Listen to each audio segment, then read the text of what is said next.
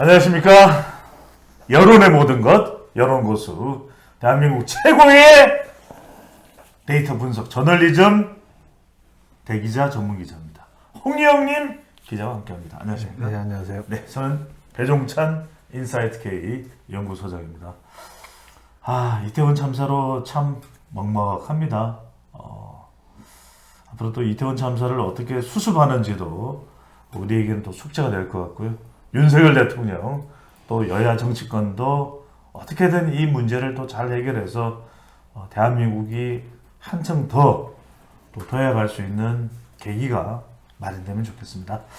자, 그런데 이태원 참사로 윤석열 대통령 지지율, 홍 기자님, 많이 떨어질 걸로 예상을 했거든요. 이거 상당히 큰 타격을 줄 것이다. 그런데 별 변화가 없어요.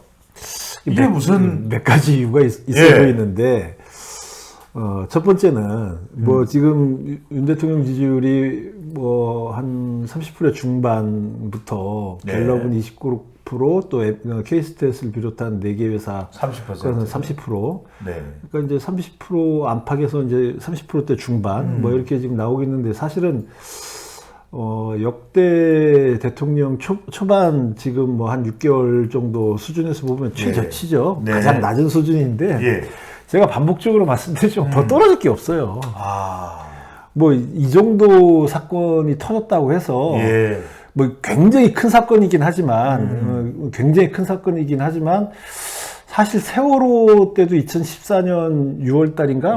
그렇죠? 그때도 박근혜 대통령 지지율이 그렇게 떨어지진 않았어요. 2014년 4월 달. 4월 달. 근데 이제, 그리고 나서 6월 달 이후부터 이제 박근혜 대통령 지지율이 좀 떨어지기 시작했는데, 그거는, 그때도 제가 이렇게 자료를 뒤져보니까, 누굽니까? 그 당시 이제 국무총리가 정홍원 총리가 이제 열흘 만에 내가 책임을 지고 사퇴하겠다.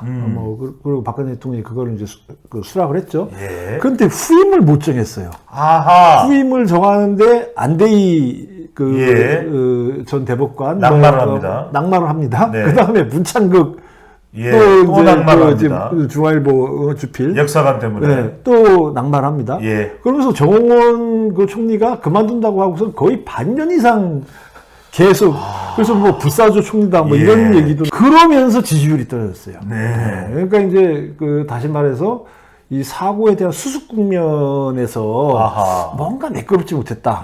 이제 그런 차원에서 이게 떨어졌지, 이 사건이 터지자마자 떨어진 건 아니에요. 왜냐하면 그때도 박근혜 대통령 그 당시 지지율도 더 떨어질 만한 건 없었다. 아니요, 그렇지는 않았어요. 박근혜 대통령 지지율은 그 당시에 한 40% 중반은 갔어요. 그 정도 중반 갔는데, 그리고 나서 나중에 이제 2016년도 최순실 사태 나오고서는 이제 더 떨어졌지만, 그때까지는 40%대 중반은 갔어요. 갤럽 기준으로 봤을 때.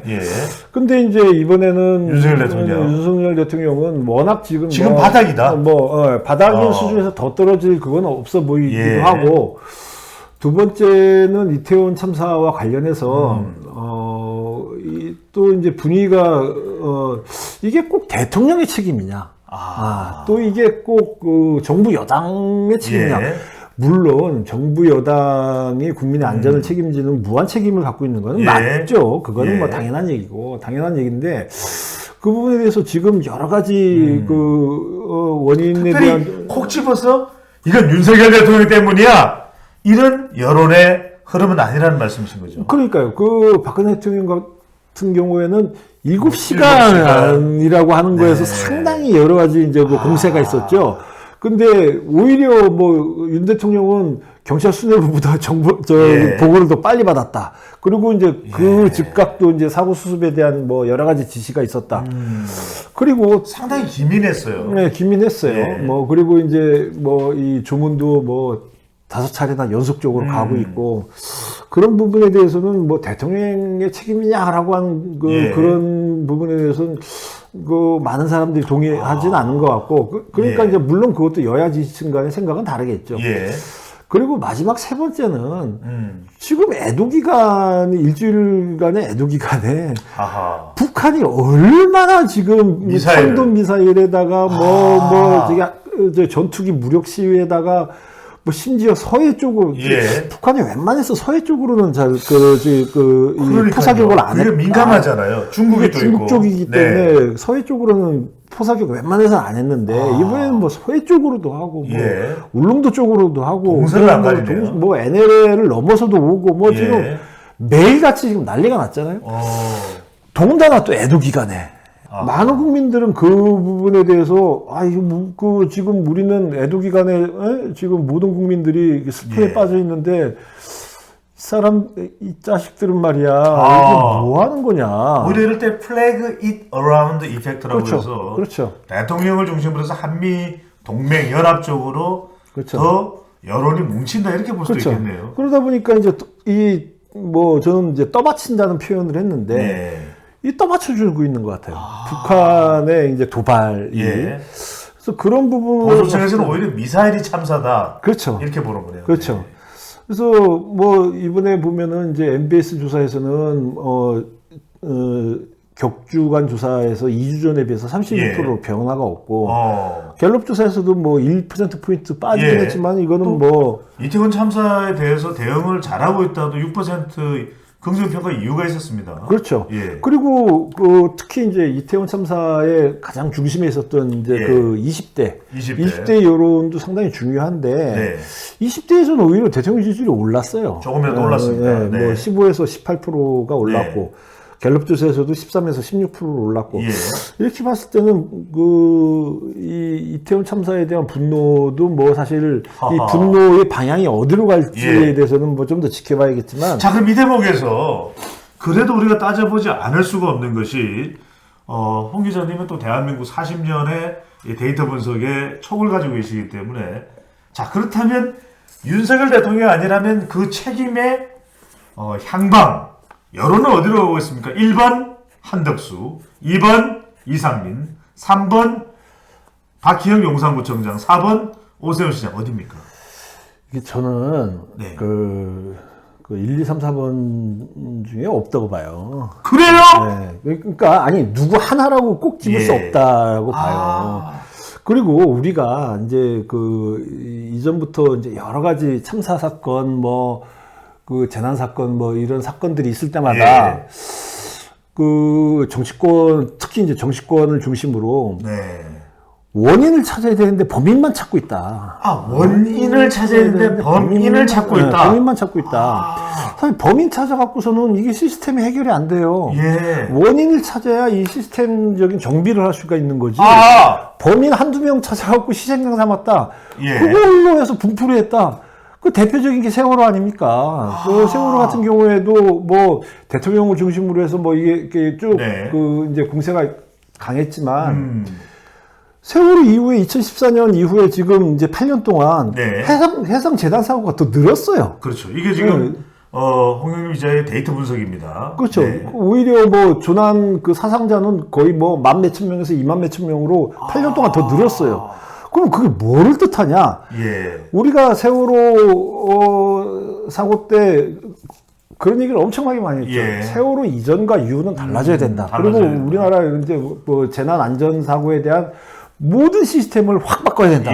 이런 얘기 뭐 모든 언론이나 정치권에서 다 얘기했어요. 그렇습니다. 얘기했는데 그거는 이제 해상 재난 사고에만 국한된 얘기가 아니라 전반적인 국가적인 이 시스템에 관련된 얘기였지만 심지어 해상 재난 사고마저도 이 개선된 게 없다라고 봤을 때는 그걸 갖고 세월호 정치화에 노력만 했지 무슨 뭐 타결하지 않습니까? 무슨 위원회 하면서 저기 국민 세금은 수백억을 썼어요. 뭐 이게 진상조사 한다. 막대한 회의비도 나갔고요. 그렇죠. 그런데 그게 이제 밝혀진 게 없더라. 그러면 그리고 이제 지금 아직까지 뭐 다 전모가 밝혀진 건 아니지만 지금 나오는 걸로 봤을 때는 뭐 경찰청장, 서울청장, 뭐 저기 용산서장 동번 알립니다. 경찰의 지휘부 112 상황관리관까지. 보면은 이 정도였나? 뭐 그런 생각을 들게 하잖아요. 총체적 시스템의 붕괴입니다. 그렇죠. 근데 그럼 경찰 관련 총체적 시스템의 붕괴가 불과 5, 6개월 만에 벌어졌을까? 하하하. 그건 아니었을 거다. 예. 이게 뭐 지난 정부, 뭐 지지난 정부, 예. 하여튼 수십 년 이건 동안 정권을 떠나서. 그렇죠. 네. 정권을 떠나서 수십 년 동안 이게 네. 지금 경찰 시스템에서 뭐가 굉장한 문제가 있었던 거 아니냐. 아, 이게 지금 뭐 우리가 모든 그 이 범죄나 이제 이 그 실책이나 이런 예. 면에서 가장 큰 죄가 뭔지 알아요? 모릅니다. 이게 뭐 범죄를 저질렀다. 예. 가장 큰 죄가 들킨 죄예요. 이게 지금까지 안 들켰기 때문에 이게 지금까지 그냥 지나온 거죠. 들켰잖아요, 이번에. 들켰단 말이죠. 이번에 아무런 사고가 없었다면 또 이 그렇죠. 만행이 자행됐을 텐데. 네, 그렇죠. 근데 이제 지금 뭐 많은 국민들은 지난 수십 년 동안 검찰의 정치화는 네. 굉장히 많이 그 우려를 하고 얘기를 했어요. 예. 뭐 물론 검찰이 검찰의 정치화. 검찰이 뭐 모든 그 수사와 관련된 권한을 예. 다 집중적으로 갖고 있기 때문에 근데 이번에는 그 검경 수사권 분리 및 그 검수완박을 하면서 예. 이제는 경찰의 정치화까지 이제 이 논란이 아하. 확산이 되고 있었다. 알겠습니다. 근데 이런 경찰한테 이걸 예. 맡길 수 있을까? 자, 여러모수 여러분들 구독 많이 해주시고요. 좋아요. 우리를 방송을 또 살려주시는 미끄럼이 됩니다. 여러분들의 구독, 좋아요, 꾹꾹꾹꾹꾹 눌러주시면 좋겠습니다. 홍영님, 배종찬과 함께했습니다. 고맙습니다.